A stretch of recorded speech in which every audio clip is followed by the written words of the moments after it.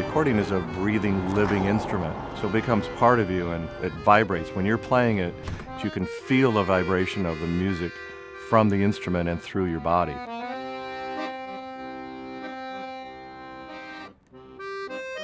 It's a musical wonder. It's a musical genius, and then be able to take that and be portable, it's like no other instrument in the world.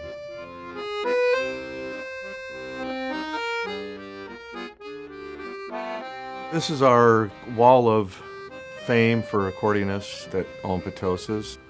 These are composers and educators of the accordion and help manufacturers like ourselves to produce better instruments.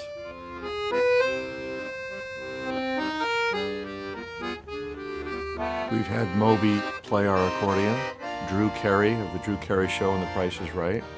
The most recognized accordion player in all of China, Guoping Zhang. People don't know that he played the accordion, but went on to become a national known comedian as Pete Barbuti. Here we have my father's group called My Three Sons. These are myself and my two brothers. Back in 1975, we were known as the Petosa Brothers Rock and Roll Band. We were known as Petosa Brothers Accordion Rock and Roll Band.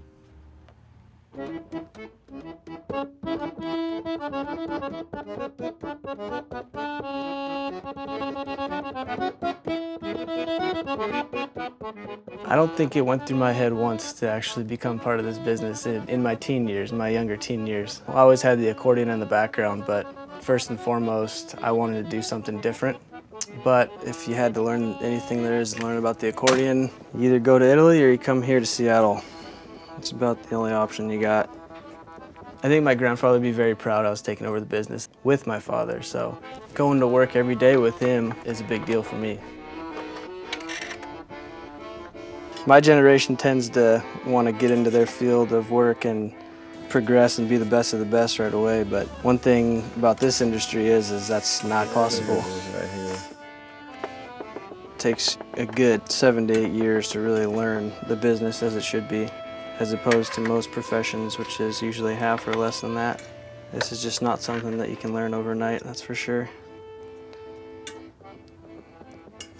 And then learning about it's one thing, but actually practicing stuff like this is another.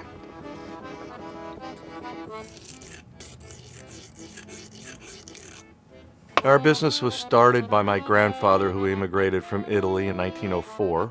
After about 10 years of performing, he landed a job at an accordion manufacturing company in San Francisco called the Guarini Factory. He apprenticed there, learning to make instruments and learning all the facets of the accordion. Most workers that work in a factory learn only one part of the instrument, but he wanted to learn everything. So in 1922, he built the first Petosa accordion in Seattle, Washington. My primary job is repairing and refurbishing accordions and selling some accordions. Back in the old days, we all learned a lot of flashy songs, and whenever you played for other accordionists, you wanted to play your best stuff and try to impress all the other accordion players. I probably have 500 or 600 songs memorized that I can draw upon and usually find something that someone likes.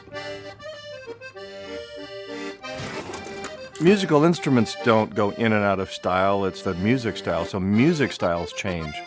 So the popularity of the accordion, 30, 40 years ago was diminishing, and now in the last decade, it's on the upswing again.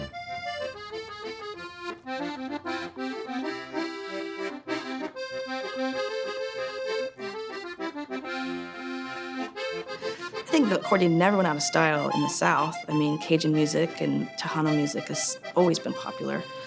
I think the resurgence has something to do with like this whole ongoing, like growing folk revival.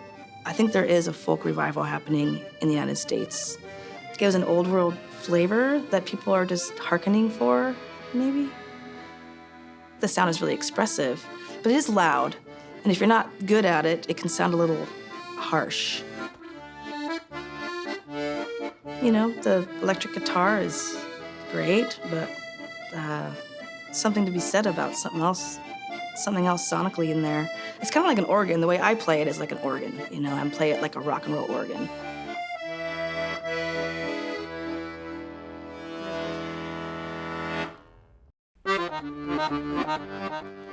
It's a dream job. You know, I've been playing accordion for a really long time, and now I work here and I get to sell accordions and I get to talk about accordions, and a very specific location where people come to talk about the accordion. It's an honor to work here. And I'm pretty sure my parents always thought that it'd be something that I would grow out of, but I never grew out of it.